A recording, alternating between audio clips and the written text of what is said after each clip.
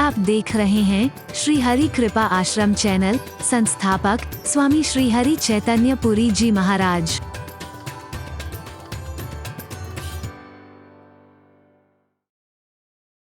हर एक नू मार है, किसे नाल दगाए किसे नाल, मन विच होर पे होर मुंह बोल दे, अखा मटका के पाप दूजियां दे फोल दे। अपने गुनाहां दा न किसे नू विचार है, किसे नाल दगाए। बोलो ना, किड्डे ही अचंबे। मैं दूजियां किसे दे गुनाहां वल नजर दुरावा क्यों। समझदार कहता है, आप जे ना समझा दूजे नु समझावा क्यों। मेरा मन ता ए आप गुनहगार है, किसे नाल दगाए किसे नाल। हम कैसे हैं ये नहीं देखते हैं, हम क्या हैं ये नहीं देखते हैं, हम दुनिया को कैसे लगते हैं हम ये देखना चाहते हैं। हरि बोल, हरि बोल, जोर से बोल। और उसी भ्रम में जीने लग जाते हैं जैसे दुनिया को हम लगते हैं। आपने देखा होगा खेतों में लकड़ी खड़ी करके उस पर कपड़े पहना देते हैं, देखा कभी? देखा है? दूर से लगे ऐसा लगे कोई आदमी खड़ा हुआ है। हरि बोल। और पक्षी पशु उसे सच्ची मुच्ची का मानव समझ करके पास नहीं पटकते हैं। हरि बोल। नकली बिल्कुल।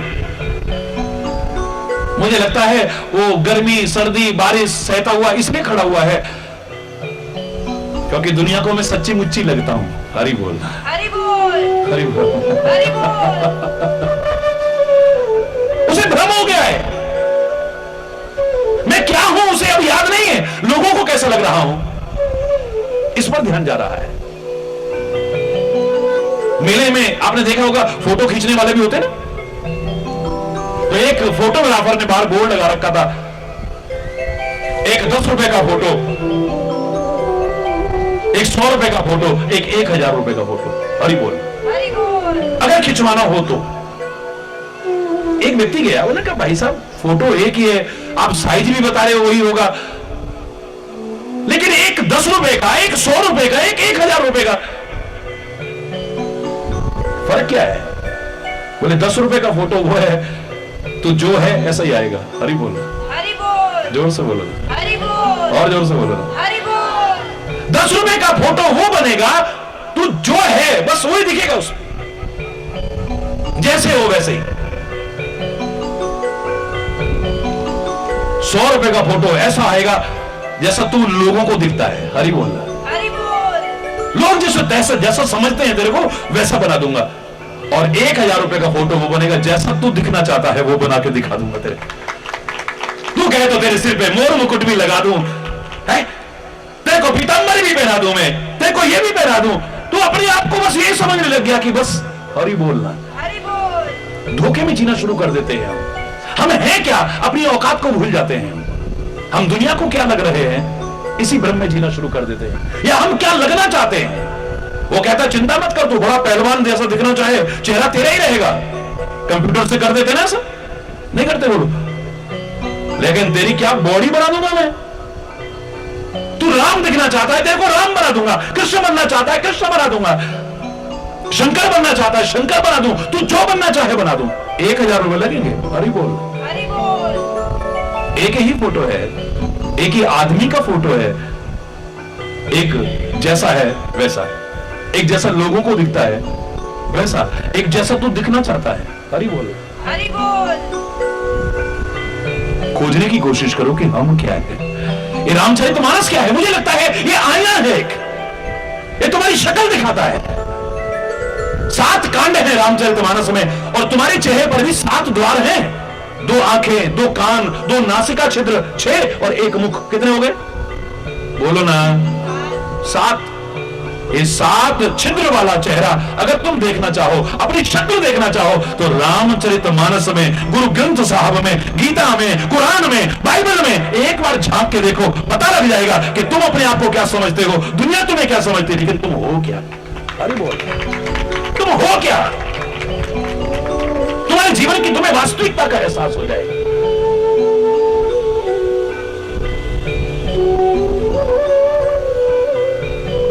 ये बता देगी कि तू रावण जैसा जीवन जी रहा है या राम जैसा जीवन जी रहा है,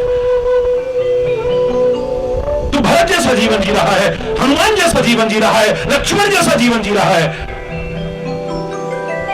या राक्षसों जैसा जीवन जी रहा है। हरि बोल। तू तारका जैसा जीवन जी रहा है, शूर्पणखा जैसा जीवन जी रही है, ए मेरी बेटी, ए मेरी बहन, ए मेरी मां, तू तारका जैसा जीवन जी रही है, शूर्पणखा जैसा जीवन जी रही है, या सीता जैसा जीवन जी रही है, अनुसुईया जैसा जीवन जी रही है। झांक के देखो जरा एक बार। ये वो आईना है जो तुम्हें वास्तविकता बता देगा। हरि बोल।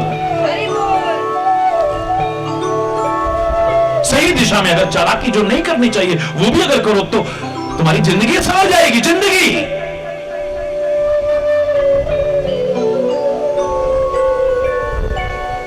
आज गंगा के तट पर सुमंत्र को जबरदस्ती वापस अयोध्या भेज करके श्री राम कृपा करके पधारते हैं। चारों तरफ नजर गई तो एक भी नाव नहीं है वहां पे। हरि बोलना, जोर से बोलो ना। एक भी नाव नहीं है वहां पर। अचानक दृष्टि गई, एक नाव वृक्ष के नीचे पड़ी हुई है और एक व्यक्ति धीरे धीरे बाहर निकल रहा है? कहते हैं इस केवट ने अपने सारे गांव वालों को इकट्ठा किया है। उन्होंने कहा भाई एक बात बताओ, तुम अपने परिवार को उजाड़ना चाहते हो या बसाना चाहते हो? बोले बसाना चाहते हैं। कौन उजाड़ना चाहेगा? बोले एक आदमी आ रहा है ऐसा, अयोध्या का राजकुमार, उसके पैर में ऐसी जड़ी है, अरे पत्थर को भी छूती है तो स्त्री बन जाती है, और हमारी तो लकड़ी की नाव है। अगर ये औरत बन गई, पहले जो औरत है उसका तो पालन पोषण कर नहीं पा रहे, दूसरी औरत, हरि बोलना, तो फिर नाव ही नहीं रहेगी तो हम गुजारा कहां से करेंगे? तुम्हारा घर उजड़ जाएगा। ऐसा करो, सब अपनी अपनी नावों को दुबकाओ पत्तों के बीच में, पेड़ों के बीच में, और चले जाओ सारे दुबक। मैं नहीं कह रहा, इतिहास कह रहा है। भरत जब आए हैं सारी सेना को लेकर के, अवधवासियों को लेकर के, एक ही बार में गंगा पार करके सारे, कितनी नाव थी वहां पर। और आज इतने नखरे करने के बाद भी अगर कोई दूसरा नाव वाला होता और कोई कहता ना कहता, लक्ष्मण कहता रख अपनी नाव, ए तू लेके आओ। हरि बोलना, यहां तो एक ही है नाव वाला, कोई है ही नहीं वहां। बड़ी चालाकी कर रहा है, लेकिन चालक की कोई पैसा पाने के लिए नहीं, पद पाने के लिए नहीं, प्रतिष्ठा पाने के लिए नहीं, दुनिया को पाने के लिए नहीं, दुनिया के मालिक की कृपा पाने के लिए कर रहा है। और उसमें भी मन में पाप नहीं है, जो आगे जाकर के उजागर हुआ है, तो इस सबको बुलाया है, सबका उद्धार किया है।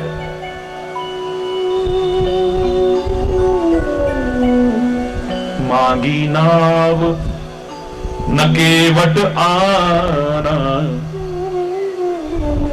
मैं प्रसंग नहीं है ये, लेकिन जो प्रसंग चल रहा है हमारा होशियार पर, ऐसी हो होशियारी, ऐसी हो चालाकी, ऐसी हो समझदारी, ऐसा हो सियानापन, ऐसी हो चतुराई। महापुरुष भी जिसकी प्रशंसा करके गाएं, मजबूर हो जाएगा। मांगी नाव न केवट आना। आज दुनिया का मालिक मांग रहा है? सारी दुनिया को देने वाला दाता है। केवट अपनी नाव ले आना, अपनी नाव ले आना। कही तुम्हारे मर्म में जाना, मैं तुम्हारा सब भेद जानता हूं। हरि बोल रहा, जोर से बोलो। रामायण में कहा,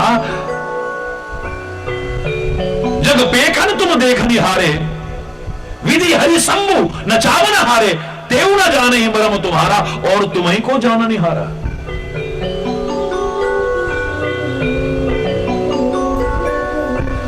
जब ब्रह्मा विष्णु महेश जैसे तेरा भेद नहीं जान सके, तो तेरा कौन भेद जान सकता है? लेकिन आज केवट कह रहा है मैं तुम्हारा मर्म जानता हूं, भेद जानता हूं। रामायण में कहा है कि सोई जाने ही जे देहु जनाई। तेरे को जानना कोई मजाक नहीं है, तेरे भेद को जानना, तुझको जानना। मैं तो सरल शब्दों में कहा करता हूं, जो समझ में ना आए तो वही बात है। हरि बोल, हरि बोल। ये सब हमारी उड़ान है। मक्खी भी उड़ती है, मच्छर भी उड़ता है, पक्षी भी उड़ता है, गरुड़ भी उड़ता है, लेकिन आकाश का अंत नहीं पाता है। अंतरिक्ष में चला जाए, वहां भी आकाश नजर आएगा। अपनी अपनी सामर्थ्य के अनुसार सब उड़ान भरते हैं, लेकिन आकाश का अंत नहीं पा सकते। ऐसे ही उसके बारे में भी हमारी सबकी उड़ान है, अपनी अपनी शक्ति और सामर्थ्य जो उसी की दी हुई है उसके अनुसार, बाकी उसका कोई अंत नहीं पा सका है। वेदों ने भी वर्णन करने के बाद कहा नेति नेति नेति नेति न इति न इति न इति, अंत नहीं है। तेरा यश गीता वेदों ने नेति नेति गाया है। प्रभु जी तुम बड़े दयालु हो, प्रभु जी तुम बड़े कृपालु हो। तेरा यश गीता वेदों ने नेति नेति गाया। हरि बोल। प्रभु जी तुम बड़े दयालु, प्रभु जी तुम बड़े कृपालु। मैं पूरा सुना नहीं रहा, लोग बड़े प्यार से गाते हैं, कोई तेरा भेद नहीं जान सका, लेकिन आज केवट कह रहा है कहीं तुम्हारा मर्म में जाना। मैं तुम्हारा मर्म जानता हूं, तुम्हारा भेद जानता हूं। भगवान श्री राम को भी पूछना पड़ा सकुचाते सकुचाते, तू मेरा क्या भेद जानता है? हरि बोल, हरि बोल। क्या भेद जानता है मेरा? पता लगा कुछ और नहीं। चरण कमल रज कहाँ सब कही, चरण कमल रज कहाँ सब कही। मानुष करनी मूरी कछु अहि, मानुष करनी मूरी कछु अहि। छुअत सिला भई नारी सुहाई, छुअत सिला भई नारी सुहाई। पाहन तेना काठ कठिनाई, पाहन तेना।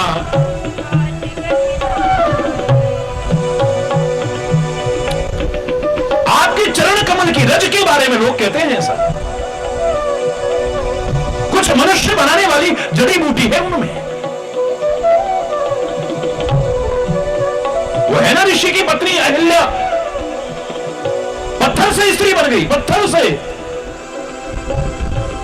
और मेरी लकड़ी की नाव, पत्थर से तो कठोर नहीं है ना लकड़ी। तरनी हो मुनि घरनी हो जाई, बाट परई मुरी नाव उड़ाई। यही प्रतिपालो सब परिवारो, नहीं जानहु कछु और कबारू। अगर मेरी नाव भी मुनि की पत्नी बन गई, चलो मुनि की पत्नी बन गई तब भी कोई मुसीबत नहीं है, लेकिन अहिल्या नारी बनने के बाद उड़ गई थी। हरि बोलना, गई पतिनों का आनंद भरी, चली गई थी वहां से। अगर मेरी नाव स्त्री बन गई और स्त्री बनकर के उड़ गई, मैं तो इसी से अपने परिवार का पालन पोषण करता हूं, और कोई धंधा तो मैं जानता भी नहीं हूं और कर भी नहीं पाऊंगा। मैं अपने परिवार का पालन पोषण कैसे करूंगा बताओ ना। हरि बोल, हरि बोल। चालाकी देखना जरा, अंदर झांकना जरा, क्या चालाकी है, क्या होशियारी है, लेकिन काहे के लिए? बस इसे देखना। यही प्रतिपालो सब परिवारू, नहीं जानो कछु और कबारू। जो प्रभु पार अवस गाचहूं, मोहि पद पदुम पखारन कहो। मेरा तो और कोई धंधा भी नहीं है और मैं कर भी नहीं पाऊंगा। जब से पैदा हुआ हूं बस मां गंगा जी में ये नाव चला चला करके अपने परिवार का पालन पोषण कर रहा हूं। बेरोजगार हो जाऊंगा तो मेरा क्या होगा? भगवान कहते हैं हम किसी के धंधे पर लात मारने नहीं आए हैं। तुम बताओ तुम चाहते क्या हो आखिर? हो गई होशियारी और समझदारी जाहिर, कुछ और नहीं चाहता हूं। अगर आप पार होना चाहते हो ना, अपने चरण कमल धोने का अवसर मुझे दे दो, बस और कुछ नहीं। पद कमल धोए चढ़ाए नावन नाथ उतराई चहो। आप सोचे कि मैं इतनी देर आपको लगा रहा हूं कि अपनी कीमत बढ़ाना चाहता हूं, यहां पर कोई और नाव वाला नहीं है तो मैं किराया इतना लूंगा इतना लूंगा इतना मेरी मोनोपोली हो गई यहां पर, ऐसा कुछ नहीं है। बस मुझे तो अपनी नाव बचानी है, बस। हरि बोल, जोर से बोल।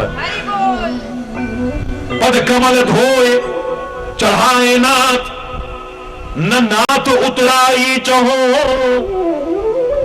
मुझे आपसे कोई उतराई नहीं चाहिए कि आपको मैं गंगा जी के पार कर दूंगा तो इतना मुझे दे देना, मेरी मजदूरी दे देना, कुछ नहीं चाहिए। आप कुछ भी मत देना। कितने बाबा जी आते हैं, ऋषि मुनि आते हैं, हम ऐसे ही पार कर देते हैं, सोचेंगे एक और आ गया आपको भी पार कर देंगे, क्या दिक्कत है? लगता है लक्ष्मण ने थोड़ी आंख दिखाई होगी। कहता है बर तीर मारो लखन पे, जब लग्न पाए पखारो, तब लग्न तुलसीदास नाथ कृपालु पार उतारो। आज चाहे लक्ष्मण मुझे तीर मार दे, यानी तेरे चरण कमल धोने का अवसर मिले, उसके लिए मेरी जान भी चली जाए तो मुझे परवाह नहीं है। लक्ष्मण भी चाहे तीर मार दे मुझे, चाहे मुझे दशरथ जी की सौगंध खानी पड़े, मैं दशरथ की सौगंध खा के कहता हूं, जब लग्न तुलसीदास नाथ कृपालु पार उतारो। जब तक आपके चरण कमल नहीं धोऊंगा आपको पार नहीं उतारूंगा मैं, किसी और को ढूंढ लो। और अगर आप कहो कि आपने ये बात नहीं माननी है, मैं आपको चल के दिखाता हूं, ज्यादा पानी नहीं है गंगा जी में, आओ आप मेरा हाथ पकड़ो, चल देते। हरि बोल। लेकिन नाव में अगर पार करना है तो वाह मेरे मर्यादा पुरुषोत्तम अपने भक्तों की भावनाओं को कैसे कैसे पूरा करता है। सुन के वट के बैन प्रेम लपेटे अटपटे, विहसे करुणाएन चितई जान की लखन तन। केवट के वचन सुन करके बड़े अटपटे वचन बोल रहा है, अटपटे। लक्ष्मण चाहे तीर मार दे, दशरथ जी की सौगंध खिला लो, ये कर लो वो कर लो, मैं नहीं पार उतारूंगा जब तक चरण कमल नहीं दूंगा। और ही बोल रहा, आप क्या बोल रहे हैं? मेरे परमात्मा मेरे सदगुरु वो नहीं देखते हैं, पर आपके दिल में प्यार क्या है वो तो इसको देखते हैं। प्रेम में अगर लपेटे हुए हो, अटपटे वचन भी अच्छे लगेंगे, और बाहर से दिखावा करके आप कितने भी अच्छे वचन बोलो, अगर अंदर प्यार नहीं है अच्छे नहीं लगेंगे कभी भी। हरि बोलना है। गाली कभी अच्छी लगती है क्या? किसको अच्छी लगती है गाली? बोलो, लगती है कभी अच्छी? देते हैं अलग बात है, नहीं देनी चाहिए। जो व्यवहार तुम्हें दूसरों से अपने लिए अच्छा नहीं लगता है वो दूसरों से नहीं करना चाहिए। कोई गुस्सा करे तुम्हें बुरा लगता है तो तुम्हें भी नहीं करना चाहिए। कोई तुम्हारे साथ दुर्व्यवहार करे, तुम्हें अच्छा नहीं लगता है तो तुम्हें भी किसी के साथ, तुम्हारा कोई अपमान करे, तिरस्कार करे, उपेक्षा करे, तुम्हें बुरा लगता है तो दूसरे को भी बुरा लगता होगा, तुम्हें भी। बोलो ना, तुम्हारी बेटी को कोई ससुराल में सताए तुम्हें अच्छा नहीं लगेगा, तो किसी की बेटी जो तुम्हारे घर आई है तुम उससे सताओगे तो उनको भी अच्छा नहीं लगेगा। तुमको भी ऐसा नहीं करना चाहिए। जो पढ़ाई जाई सब छोड़ करके तुम्हारे पास आ गई है, सब रिश्ते नातों को एक सेकंड में तिलांजलि देकर के तुम्हारी बन गई।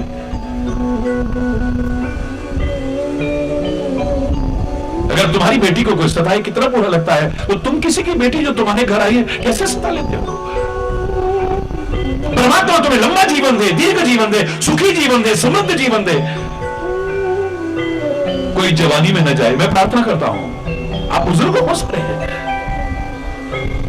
लेकिन जब आप बुजुर्ग हो जाएं, आपकी औलाद आपका तिरस्कार करे, अपमान करे, उपेक्षा करे, कैसा लगेगा? बोलो ना, सोचो,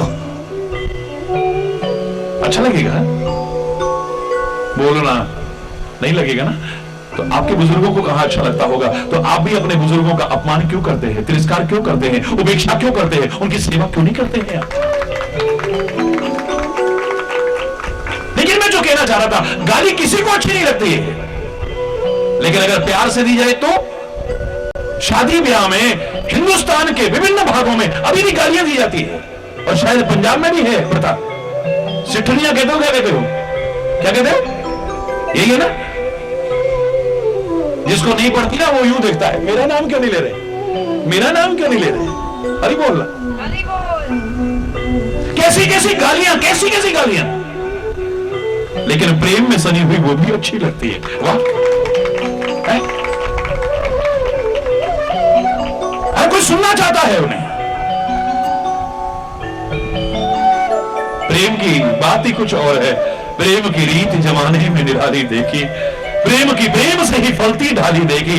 प्रेम ही पत्थर को भगवान बना देता है, प्रेम ही शैतान को इंसान बना देता है।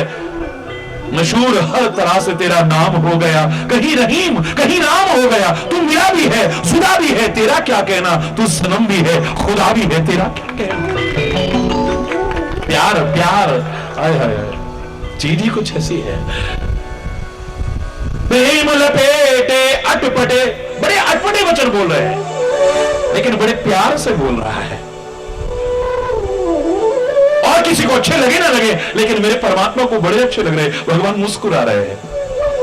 बस आश्चर्य एक बात का है कि मुस्कुराएंगे तो केवट के वचन सुनकर के, केवट को देख करके, लेकिन केवट को देख के नहीं मुस्कुरा रहे हैं। चितई जानकी लखन तन, लक्ष्मण और जानकी को देख के मुस्कुरा रहे हैं। हरि बोल, जोर से बोलो ना। एक वो दिन था, कहते हैं जानकी में और लक्ष्मण में एक दिन इसी बात पर हो गया, और इन्होंने सेवा तक बांट ली। एक चरण की सेवा तुम करो, एक चरण की सेवा मैं करूं। भगवान इशारा करके मुस्कुरा रहे, देखो आज केवट दोनों चरणों की सेवा ले जा रहा है, देख लो आप। हमारे पुराणों में तो कथा मिलती है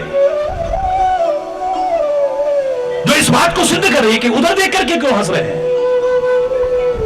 कहते हैं शेष शैया पर भगवान विश्राम कर रहे हैं, लक्ष्मी चरण दबा रही थी। मेरा उद्देश्य कथा सुनाना नहीं है, मैं कोई कथावाचक नहीं हूं, व्यवसायिक कथावाचक नहीं हूं। हां, कथाओं का तिरस्कार भी नहीं करता हूं, आलोचना भी नहीं करता हूं, कथावाचकों का भी तिरस्कार और आलोचना नहीं करता हूं। वाणी पवित्र करते हैं, कान पवित्र करते हैं, वातावरण पवित्र करते हैं, बाकी क्या करते हैं मुझे इससे क्या लेना। हरि बोल। हाँ, मैं अपने आप को इतना कह सकता हूं, कोई व्यवसायिक कथावाचक नहीं, लेकिन बीच में जो प्रसंग आया है, हमारे पुराणों में कथा कही है, ये केवट पिछले जन्म में कछुआ था, क्षीर सागर में रहता था। एक दिन इसके मन में आया कि भगवान के चरण कमल छूने का अगर मेरे को सौभाग्य मिल जाए, कितना आनंद आएगा। ये भावना लेकर के ऊपर उठा। भगवान विश्राम कर रहे थे, लक्ष्मी चरण दबा रही थी। ये ऊपर आकर के चरणों की तरफ बढ़ने लगा। लक्ष्मी को लगा ये भगवान के चरणों को कष्ट न पहुंचा दे कोई, ऐसे किया, उसे गिरा दिया। हरि बोल, हरि बोल। ये फिर ऊपर आया, इनकी नींद में खलल ना आ जाए, इनके विश्राम में खलल ना आ जाए, और ये कहीं ये जीव इनके चरणों को कष्ट ना पहुंचा दे। यूं किया, फिर हटा दिया उसे। 2 बार हुआ, 3 बार हुआ, 4 बार हुआ। कहते हैं शेष ऊपर से देख रहा था। उसने देखा कि लगता है ये जीव मां को बहुत परेशान कर रहा है। अब जैसे ही वो कछुआ ऊपर आया, कहते हैं शेष ने मारी पुंकार, उसे खत्म कर दिया। और कहते हैं ना, अंत समय में जहां ध्यान हो, गति उसी पर निर्भर करती है। अंत समय में यही भाव मन में लेकर के कि भगवान के चरण कमल छूने का कहीं अवसर मुझे मिल जाता तो मेरा जीवन का सौभाग्य होता, मेरे परम सौभाग्य होते। यही सोचते सोचते इसने प्राणों को त्याग दिया है। लगता है परमात्मा श्री राम उस घटना का इशारा कर रहे हैं, वो ये तब तो तुमने इसको छूने भी नहीं दी मेरे चरण कमल, आज तो ये रगड़ रगड़ के धोएगा, इसे रोक सकते हो तो रोक लो। आज ये खाली छूएगा नहीं, रगड़ रगड़ करके धोएगा ये। सुन केवट के बहन प्रेम लपेटे अटपटे विहसे करुणा एन चितई जानकी लखन तन। लक्ष्मण और जानकी की तरफ देख के हंसते हैं। देखो वही है ये। लेकिन अपने भक्तों के हृदय के भाव को पूरा करने वाले मेरे परमात्मा, जो सचमुच परमात्मा को ही अपना सब कुछ चाहता है, उनके पद कमल चाहता है, कोई पद नहीं चाहता है, उसके हृदय के भाव को मेरे परमात्मा पूरा क्यों नहीं करेंगे? ये क्या चाहता है? उनके चरण कमल चाहता है, यानी पद कमल चाहता है। ये पद कमल धो ये चढ़ाए। दुनिया पद चाहती है, मेरे को ये बना दो, मेरे को ये बना दो, मेरे को ये बना दो। यहां सेवा और सत्संग में भी झूठे मिथ्या अहंकार में मैं प्रधान हो गया, मैं सेक्रेटरी हो गया, मैं कैशियर हो गया, ये भी भूल जाते कि हम सब सेवादार हैं। हरि बोल, जोर से बोलो। मैं यहां की नहीं कह रहा हूं, सारी दुनिया में यही स्थिति। इस चक्कर में हमारे मन का जो भाव है वो भी बदल जाता है। जो सेवा भाव है उसकी जगह पर मिथ्या अहंकार पैदा होने लगता है। बचना इससे, पद न चाहना, गुरु के और परमात्मा के पद पकड़ लेना बस। मेरे परमात्मा ने क्या किया? मेरे परमात्मा ने क्या किया? विभीषण को राजा बना दिया। क्यों? विभीषण को राज्य पद दे दिया, सुग्रीव को राज्य पद दे दिया, अंगद को युवराज पद दे दिया, सबको पद दे दिए। लेकिन हनुमान को बोलो ना, कौन सा पद दिया? पद तो नहीं दिया, पर पद यानी चरण, पद कमल पकड़ा दिए हैं अपने।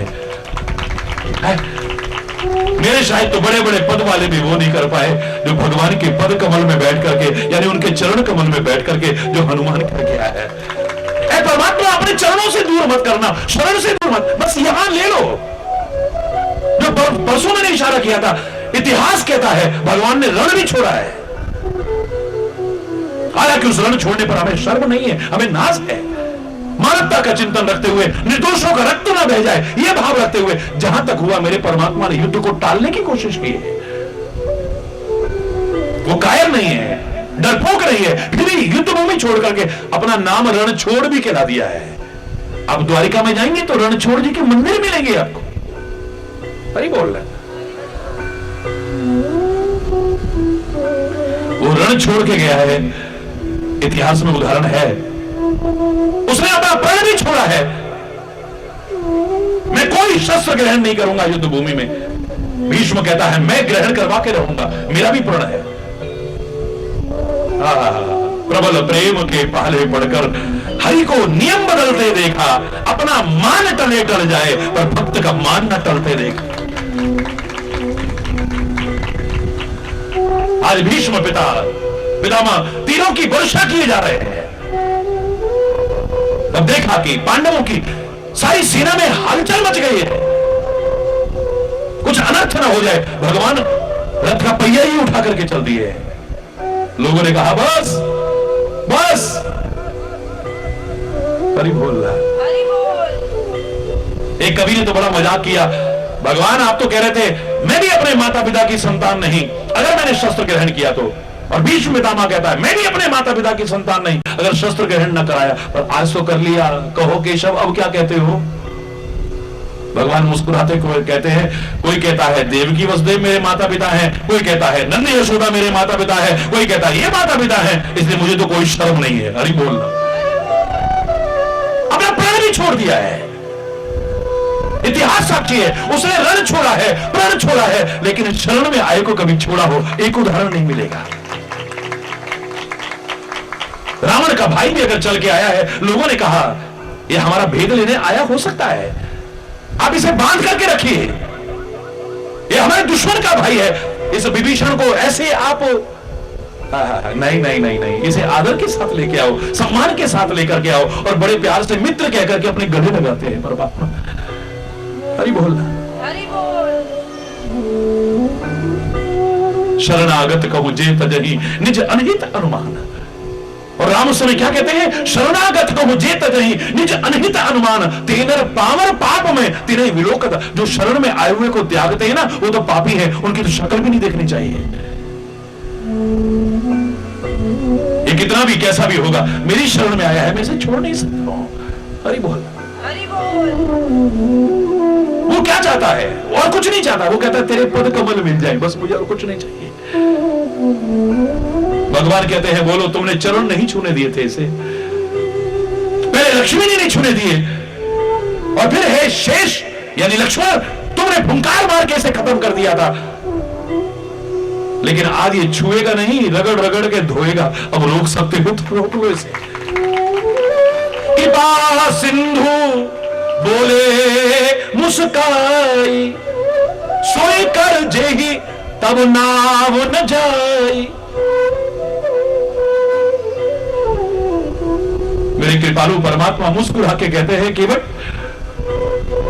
घबराने की आवश्यकता नहीं, तू वही कर जिससे तेरी नाव न चली जाए, तेरा नुकसान ना हो जाए कहीं। अगर तुझे ऐसा लगता है तो कर।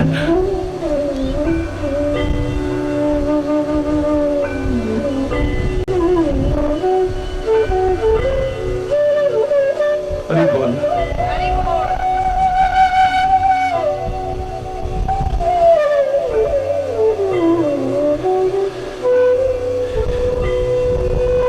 बेग आंख देर मत करो, फिर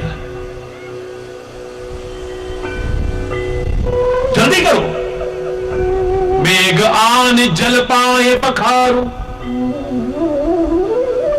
जल्दी से जाओ और जल लेकर के आओ। जल माने गंगा जल, सामने तो है, गंगा जी बह रही है, जाओ जाकर के गंगा जल ले आओ। हो तो विलंब उतारे हो पार, देर हो रही है हमें, जल्दी से पार करो ना तुम।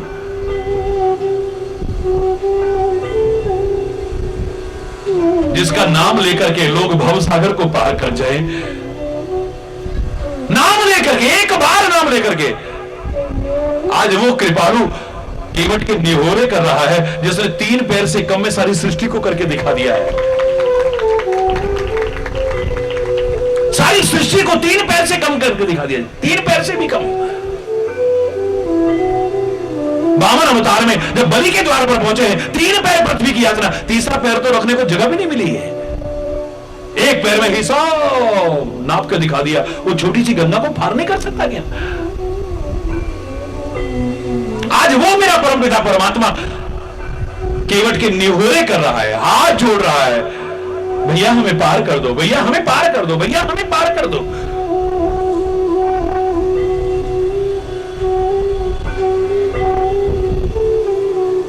केवट भी दौड़ करके गया, पानी का कठौता भर के ले आया, पानी का लकड़ी का एक कठौता था, उसके बाद उसको भर के लाया। अब ये देखो शब्दों का इतना सुंदर पिरोया है तुलसी ने, बड़े ध्यान से सुनिएगा। भगवान कहते हैं जल ले आओ, यानी गंगा जल ले आओ, लेकिन कहता जल नहीं लाऊंगा, पानी लाऊंगा, यानी दूर से लेके आऊं। ले आया, यहां से लिया नहीं है, कहीं से लेकर के आया है। भगवान के चरण कमल जब विराट रूप धारण किया था परमात्मा ने, तब ब्रह्मा ने धोए थे ना, अपने कमंडल में जल रखा था ना, वही भगवान शंकर की जटाओं में आया था ना, वही गंगा के रूप में अपनी धरा पर आया था ना। एक चरण के नख को धो करके ब्रह्मा ने गंगा पैदा कर दी, तो किसी की मेहनत क्या खानी, मैं एक नई गंगा क्यों ना पैदा करके दिखाऊं। पानी लेकर के आऊंगा, गंगा जल लेकर के नहीं आऊंगा। आप कहेंगे जल और पानी में क्या फर्क है, तो मैं आपसे पूछता हूं पंकज में और नीरज में क्या फर्क है? दोनों का मतलब कमल है, लेकिन एक कीचड़ में पैदा होता है, एक जल में पैदा होता है। नीरज माने नीर में, जल में पैदा होता है। पंकज यानी पंख में, यानी कीचड़ में पैदा होता है। दोनों पर्यायवाची हैं, लेकिन दोनों में फर्क है। दूर से लेकर के आया है, कहीं पर कोई गड्ढे में पानी पड़ा हुआ होगा या किसी चीज में पानी पड़ा होगा, उस पानी को लेकर के आया है। गंगा जल तो हम रोज पीते हैं,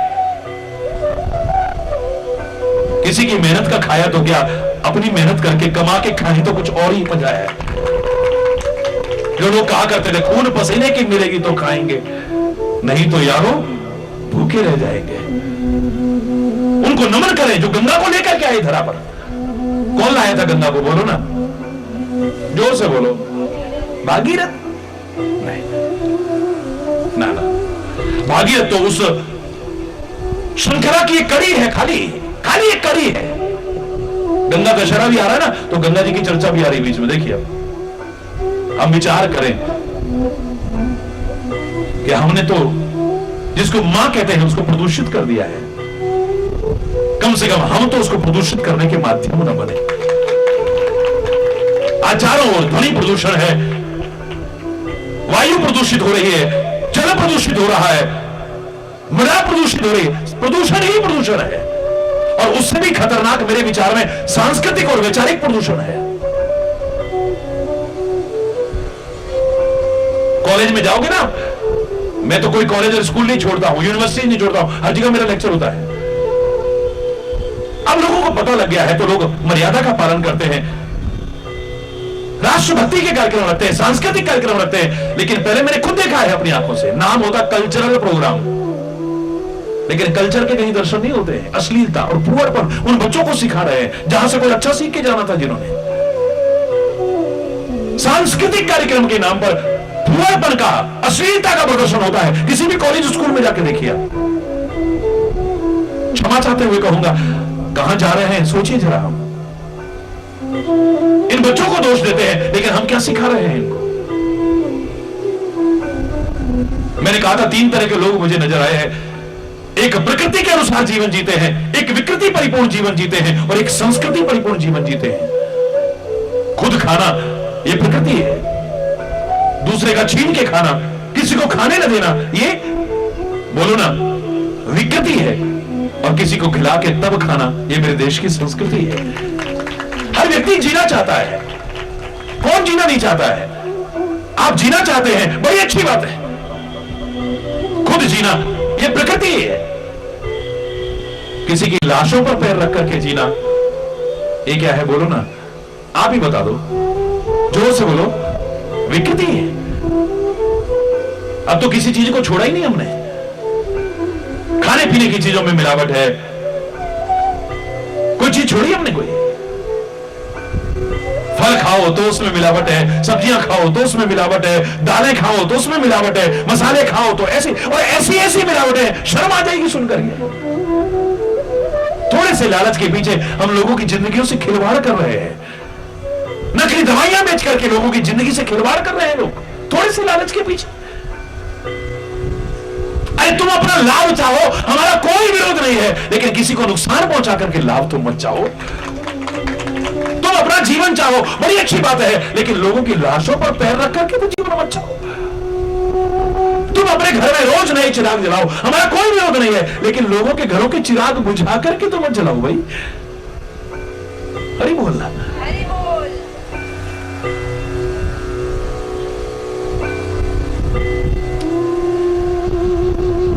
खुद खाना ये प्रकृति है, किसी का छीन के खाना या किसी को खाने ना देना ये विकृति है, और किसी को खिला के खाना ये देश की संस्कृति है।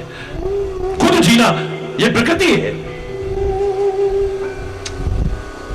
किसी को जीने ना देना, लोगों की लाशों पर पैर रख करके जीना ये विकृति है, और अपनी जान तक कुर्बान करके किसी को जिंदगी बचाना ये मेरे देश की संस्कृति है। ये तो पंजाब की वो पवित्र धरा है, वीर वसुंधरा जिसे कहा जा सकता है। ये शहीदों की भूमि है, उन महापुरुषों की भूमि है, उन महापुरुषों गुरुओं की भूमि है, संतों की भूमि है, जिन्होंने इस धर्म के लिए, इस देश के लिए, इस संस्कृति के लिए अपनी हंसते हंसते कुर्बानी दे दी, हंसते हंसते कुर्बानी दे दी है। हमारा तपती हुई जमीन पर पैर पड़ता है, हमारी क्या हालत हो जाती है। सोचो उन महापुरुषों के बारे में जिनको गरम गरम तवों पर रखा जा रहा था, ऊपर से गरम गरम तपती हुई बालू डाली जा रही है, और एक बार उफ न करें। इसके लिए किया उन्होंने, हमारे लिए लाख जन्म लेकर के उनका कर्जा चुका नहीं सकते हैं।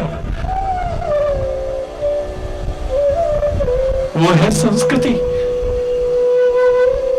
आज कल्चरल प्रोग्राम होते हैं, सांस्कृतिक कार्यक्रम होते हैं, लेकिन अश्लील गीतों पर बच्चे और बच्चियों को नचाते हैं हम। ये सारे प्रदूषण घातक है, लेकिन सांस्कृतिक और वैचारिक प्रदूषण सबसे ज्यादा घातक है, याद रखना। समय से अगर जागरूक ना हुए, पश्चाताप के अलावा हमारे हाथ में कुछ भी बाकी नहीं बचेगा। अरे मजा तो तब है जब पूर्वजों ने हमें गंगा दी, उसे गंदा करने की बजाय एक और पवित्र गंगा की धारा बहा करके देखे। बढ़ गई है पीर, परवस्सी पिघलनी चाहिए। बढ़ गई है पीर, परवस्सी पिघलनी चाहिए। इस हिमालय से अब एक नई गंगा निकलनी चाहिए। राष्ट्रभक्ति की आग मेरे दिल में हो या तेरे दिल में हो, लेकिन जलनी चाहिए। बहुत हो लिया है, हम धोखे में है कि देश आजाद हो गया है। बड़ी अच्छी बात है, वो आजादी हुई, उन शहीदों की कुर्बानियों को व्यर्थ न जाने दे, उनको याद करें, हम उनसे प्रेरणा लें। लेकिन आजादी को बरकरार रखने में, देश की शांति को बरकरार रखने में, कायम करने में हमारा क्या योगदान है? सोचो। आजादी के मायने हैं चाहे जिसके लिए चाहे जो बक दो, चाहे जिसके लिए चाहे जो बोल दो, चाहे जहां पर कब्जा कर लो तुम, चाहे जहां पर गाड़ियां खड़ी करके मार्ग को रोक दो आप, चाहे जो करो, आजाद हो ना तुम। आजादी के मायने गलत लगाए हैं। देश के पहले प्रधानमंत्री के सामने एक व्यक्ति जाकर के बोलने लगा, मौका लगता ही, ये क्या आजादी है? ऊटपटांग शब्द कहने लगा। मुझे याद है वो ऐतिहासिक घटना, नेहरू ने इतना ही कहा था, इससे ज्यादा आजादी क्या होगी कि देश के प्रधानमंत्री के सामने देश का एक सामान्य नागरिक आकर कैसे बोल रहा है। आजादी तो है, पर आजादी के मायने गलत लगा लिए हैं आप। नहीं बोलना, जोर से बोलना।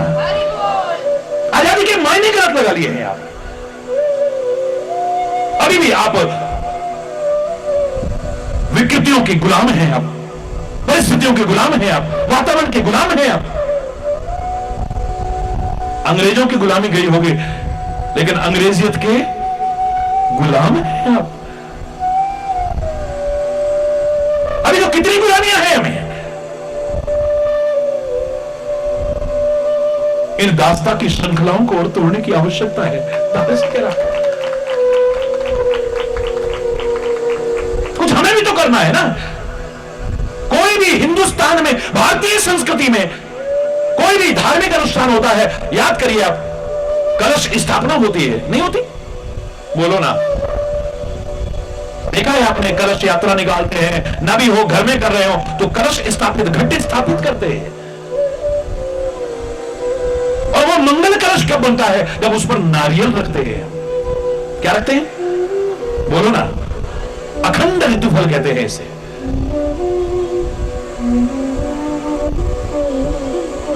जब तक नारियल नहीं रखते हैं तब तक वो अधूरा सा लगता है, अधूरा रहता है। मुझे लगा नारियल का इतना महत्व क्यों है हमारी भारतीय संस्कृति में? कोई भी काम हुआ, नारियल फोड़ो जी, हरी बोलना। आप तो इंग्लिश बोलते हो तो इसका अर्थ ही बदल दोगे, नारियल, हरी बोलना। इंग्लिश मत बोलना, हिंदी में ही बोलना, ठीक रहेगा।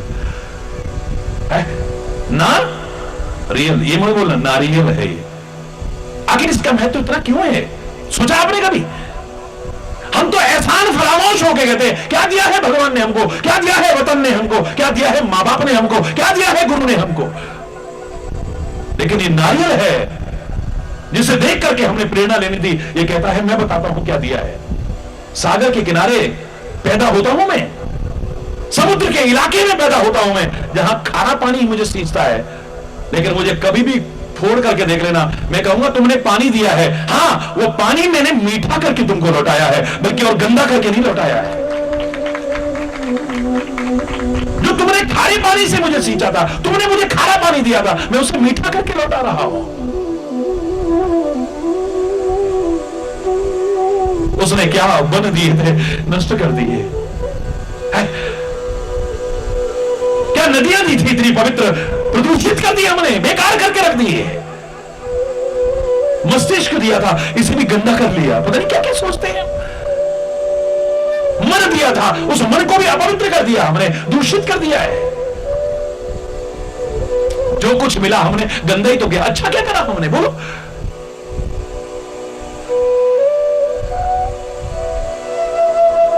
इतिहास कहता है 9-10 महीने में ये चादर बुन करके दी उसने। ध्रुव प्रहलाद सुदामा ने ओढ़ी, ओढ़ के निर्मल कीनी चदरिया, झीनी रे झीनी चदरिया, झीनी रे झीनी। मूर्ख लोग भेद नहीं जाने, दिन दिन मैली कीनी चदरिया।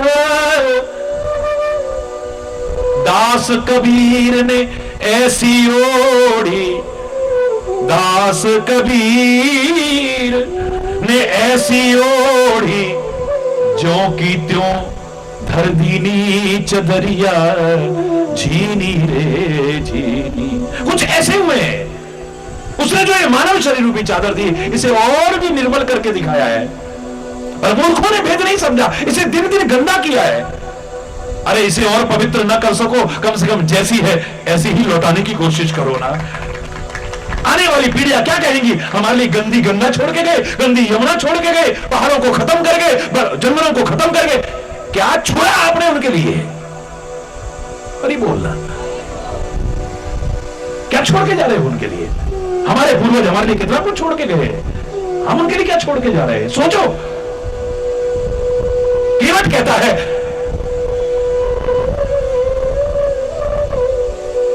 एक वो थे जिन्होंने गंगा के लिए प्रयास किया।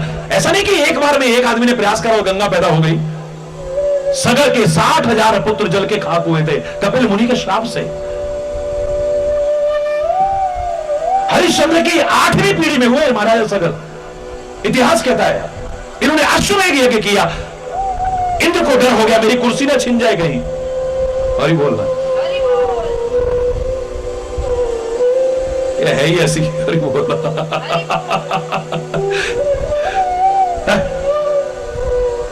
तो सबको लालच आने लग गया इसका। हरि बोलना, जोर से बोलो। कर मैं इस पर टिप्पणी, क्योंकि मैं ना किसी दल में ना दलदल में, ना इन विवादों में ना वादों में, मैं तो समाज में एक मधुर संवाद स्थापित करने आया हूं बस। ध्यान से सुनिएगा। इंद्र को डर लगा कि मेरा सिंहासन न छिन जाए, उसने क्या किया? इनका अश्रु चुरा लिया और ले जाके कपिल मुनि के आश्रम में बांध दिया है। ढूंढते ढूंढते ये लोग पहुंचे, सगर के पुत्र भी थे उसमें। कपिल ऋषि के आश्रम में उनको घोड़ा दिखाई दिया, आगे बढ़े। कपिल ऋषि समाधि में लीन थे, उनको पता ही नहीं कुछ भी। इन्होंने उन्हें उसे उठाया, जैसे तैसे उठे तो इनको लगा कि इन्होंने ऐसा किया है। नहीं बोलना, ये हमारे घोड़े को चुरा करके ले आए। दुर्वचन कहने लगे, तिरस्कार करने लगे, अपमान करने लगे उनका। कपिल दीदी आंखें खोली है, क्रोध में आकर के जब आंखें जलने लगी, सब के सब जल के खाक हो गए। महाराजा सगर आए, चरणों में आकर के प्रार्थना की। बड़े दयालु थे, कृपा करके कहते हैं हाँ इनका उद्धार हो जाएगा अगर देवलोक से गंगा जी धरा पड़ा जाए तो। हरि बोल, जोर से बोलो। हम होते how it can be possible. हे बाबा जी कैसी बात करते हो? अरे नहीं बताना है तो मत बताइए। स्वर्गलोक से गंगा जी, लेकिन लगता है वहां हरि चैतन्य के विचारों को मानने वाले लोग थे उसमें। वो कहते हैं नथिंग इज इम्पॉसिबल। इम्पॉसिबल के स्पेलिंग यही है, I am possible. Impossible it self says that I am possible, so nothing is impossible in this world. It may be difficult, कठिन हो सकता है। मानव अगर तू उसका नाम ले, अभिमान करके नहीं, उसका नाम लेकर के प्रयास करे, दुनिया में ऐसा क्या है जो तू न कर सके? जिन्होंने कुछ किया है वो आसमान से नहीं टपके। Even a loftiest tower rises from ground. ऊंची से ऊंची मीनार भी इसी जमीन से उठती है, आसमान से नहीं टपकती है। जिन्होंने कुछ किया है, कुछ पाया है, कोई मुकाम हासिल किया है, वो भी आसमान से नहीं टपके, हमारी और तुम्हारी तरह किसी मां के गर्भ से पैदा हुए, तो वो कर सकते हैं, तो why not you, why not me, why not we all, हम सब क्यों नहीं कर सकते हैं? सगर ने प्रयास किया है, हजारों वर्ष तपस्या किए, सफलता नहीं मिली। अरे बोल, अपने पुत्र, क्योंकि इनके सारे पुत्र सारे जल के खाक हो गए थे ना, लेकिन एक और पत्नी से एक पुत्र था, उसका नाम था असमंजस। सारी जिम्मेदारी अब उसको सौंपी, गंगा जी को धरा पर लाना है बेटा, मैं रहूं ना रहूं। एक अच्छा संकल्प लेकर के चलो ना, पीढ़ियां दर पीढ़ियां चाहे निकल जाए, लेकिन एक दिन वो सत्य संकल्प पूरा होकर रहता है। सन 1857 में अगर मंगल पांडे ने बिगुल ना बजाया होता आजादी का, नहीं तो वो भी कहता अरे how it can be possible, हम हैं कितने से लोग, हमारे पास तो कुछ है भी नहीं, हम कैसे मुकाबला करेंगे। वो कह रहा है एक चिंगारी तो लगाऊंगा, एक दिन शोला बनेगी, जला के खाक कर देगी इनको। 1857 में प्रारंभ किया। अब तो हम गिने चुने लोगों को ही जानते हैं, बस वही उन्होंने आजाद कराया। हरि बोल, जो से किस किस की आहुतियां लगी हुई है, जाने अनजाने कितने वो वीर अमर शहीद हैं जिन्होंने अपना सब कुछ लुटा दिया है इस वतन के लिए, इस आजादी के लिए। असमंजस को दायित्व सौंपा है, सैकड़ों वर्ष उसने भी तपस्या की है, उसने अपने बेटे अंशुमान को यह दायित्व सौंपा। अंशुमान ने भी सैकड़ों वर्ष तपस्या की है, उसने अपने पुत्र दिलीप को यह उत्तरदायित्व सौंपा। दिलीप ने भी सैकड़ों वर्ष तपस्या की है, उसके बाद अपने पुत्र भागीरथ को सौंपा। 5 पीढ़ियां लगी है गंगा जी को लाने में, याद रखना, हरि बोलना। हरि बोल। लेकिन एक अच्छा संकल्प प्रारंभ किया तो एक दिन पूरा होकर रहता है।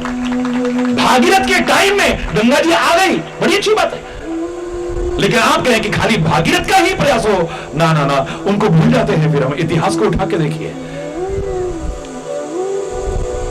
केवट कह रहा है कि आज मैं कुछ ऐसा करूं, एक नई गंगा पैदा करके दिखाऊं। भगवान के चरण नख को छू करके ब्रह्मा के कमंडल का निकला हुआ जल जब गंगा बन सकता है, मैं कोई सा भी जल लाऊं, वो गंगा क्यों नहीं बन सकता है? भगवान के चरण कमल का। भगवान कहते जल ले आओ, यानी गंगा जल ले आओ ना। पानी कठोता भर ले आओ, पानी का कठोता लेकर के आता है। समझदारी देखिए आप,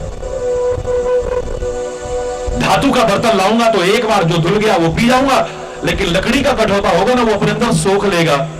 एक बार जितना पी सकूंगा पीऊंगा, फिर इसी में डालता रहूंगा और पीऊंगा, डालूंगा और पीऊंगा, मुझे बार बार भगवान के चरणामृत पीने का सौभाग्य मिलेगा।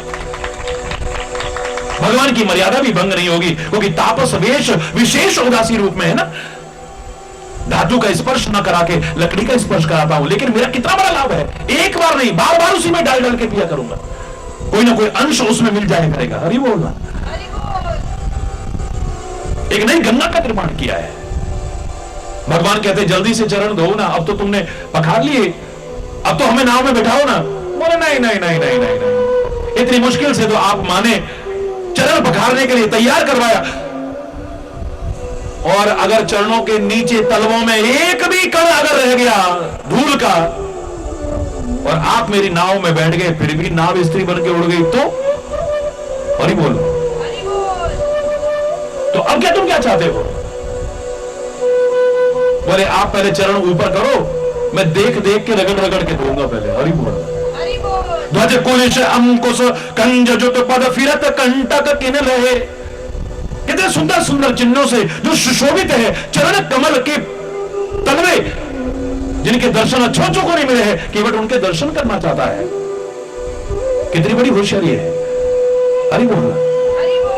और इतना ही नहीं है, जब कोई व्यक्ति अचानक अपना पैर ऊपर करता है, उसका बैलेंस डगमगाता है। आप भी कभी कभी जब अचानक कुछ पहनने लगते हैं तो क्या होता है, कई बार होता नहीं, बैलेंस डगमगा जाता है, तो आप किसी चीज का सहारा ले लेते हो ना। या तो गंगा किनारे खड़े हैं, ना कोई पेड़ है, ना कोई दीवार है, ना कोई सहारा है, नीचे मैं ही बैठा हूंगा, मेरे सिर पर हाथ रख देंगे, मेरा तो उद्धार हो जाएगा। जब इनका पैर डगमगाएगा, पैर ऊपर करके जब मैं धोऊंगा रगड़ रगड़ के काफी देर तक, पहली बात तो रगड़ रगड़ के धोने का अवसर मिलेगा, चरण चिन्हों का दर्शन करने का मौका मिलेगा। तीसरा, जब पैर डगमगाएगा तो इनका हाथ कहां जाएगा? बोलो ना। बड़ी चालाकियां कर रहा है, बड़ी होशियारियां कर रहा है, लेकिन दुनिया को नहीं, दुनिया के वस्तु पदार्थ नहीं, दुनिया के मालिक और उसकी कृपा पाने के लिए कर रहा है, उसका आशीर्वाद पाने के लिए कर रहा है। भगवान ने वो भी आज्ञा दे दी, रगड़ रगड़ के धो रहा है।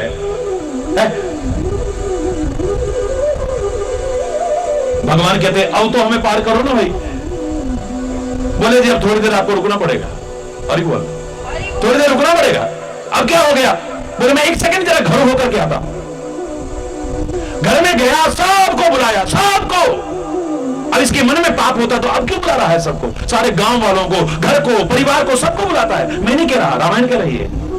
पग पखार जलपान कर आप सहित परिवार, पितर पार कर प्रभु ही पुनि गयो मुदित लय पार।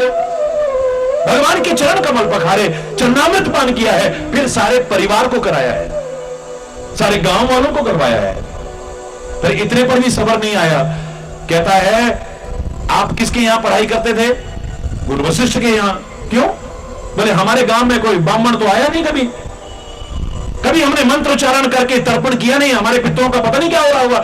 आपको तो मंत्र आते होंगे ना, एक बार मंत्र बोलो ना, और मैं इस गंगा जल से जो मैंने बनाया है इससे उनका तर्पण करूं, मेरे पितरों का भी उद्धार हो जाएगा। मैं नहीं कह रहा, रामायण कह रही है। पद पखार जलपान कर आप सहित परिवार, पितर पार करी प्रभु ही पुनि मुदित गयो ले पार। बड़े आराम से, बड़े आराम से नाव चला। मैंने कहा भैया अब तो हो गया, अब तो जल्दी चला लेना नाव। गंगा मैया से भी प्रार्थना करता है आज अपना वेग कम कर दो ना जरा, जल्दी ना चले जरा। मेरी नैया में राम जी सवार, गंगे मैया धीरे चलो। मेरी नैया में राम जी सवार, गंगा मैया धीरे चलो। धीरे चलो मैया धीरे चलो, मेरी नैया में राम जी सवार, गंगा मैया धीरे चलो। मेरी नैया में राम जी सवार, गंगा मैया धीरे चलो। छोटे छोटे राम लखन छोटी सी नैया, छोटे छोटे राम लखन छोटी सी नैया, छोटी सी जनक दुलारी, गंगा मैया धीरे। ओ छोटी सी जनक दुलारी, गंगा मैया धीरे चलो। मेरी नैया में राम जी सवार, गंगा मैया धीरे चलो। मेरी नैया में राम जी सवार, धीरे चलो मैया धीरे चलो, धीरे चलो। मेरी नैया में राम जी सवार। हरि बोल, जोर से बोलो ना, हरि बोल, हरि बोल। मैं ज्यादा नहीं बोल रहा हूं क्योंकि समय निर्बाध गति से आगे बढ़ता जा रहा है, समय की मर्यादा का भी पालन करना है। अब देखिए वो पार जैसे तैसे करके पार करता है।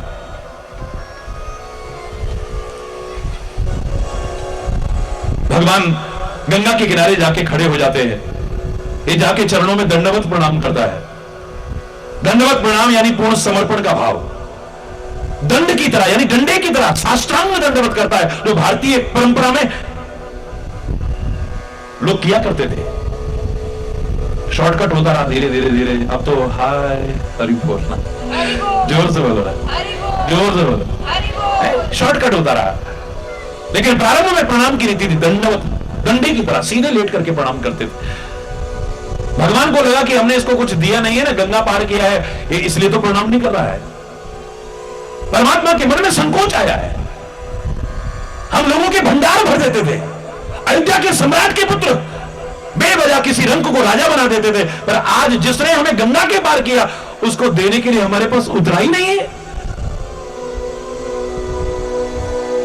पिए ही की सी जान निहारी, मणि मुदुरी मन मुदित उदारी। फायदा क्या है? सेवक अगर स्वामी के दिल का भाव ना समझ सके, पत्नी अगर पति के दिल का भाव ना समझ सके, और पति पत्नी के दिल का भाव ना समझ सके, मां बाप अपने बच्चों की भावना को ना समझ सके और बच्चे अपने माता पिता की स्थिति को ना समझ सके, उनकी मजबूरियों को ना समझ सके, क्या फायदा है? अपने पति के साथ रहने का वास्तविक दर्शन करा रही है। मन में एकदम से आया है कि मेरे स्वामी को संकोच हो रहा है कि हम केवट को कुछ दे नहीं पा रहे हैं। हरि बोल।